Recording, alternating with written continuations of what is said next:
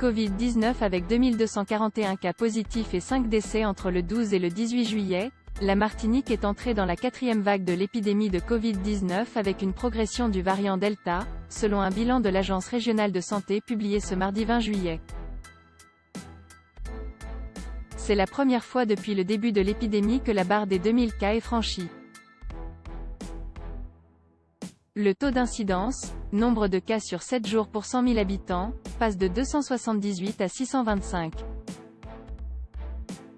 Et le taux de positivité, proportion de tests positifs sur l'ensemble des analyses, passe de 10 à 15%.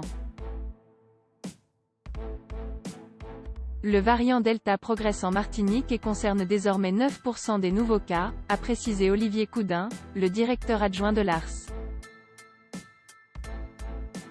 Avant de préciser, au CHU, près de 80 patients sont en cours d'hospitalisation, contre 29 dont 7 en réanimation la semaine dernière. La suite après cette publicité, il nous faut trouver un équilibre entre liberté et responsabilité, a par ailleurs indiqué le préfet de région. Son intervention était très attendue ce mardi après-midi après des révélations dans la matinée sur le nombre cas positifs. Stanislas Cazel n'a cependant pas pris des mesures de restriction de la population, s'appuyant probablement sur la responsabilité de tout un chacun pour faire face à cette situation qui explose. Les restaurants dans des espaces clos seront fermés et le pass sanitaire sera opérationnel dès mercredi pour les salles de spectacle et de cinéma.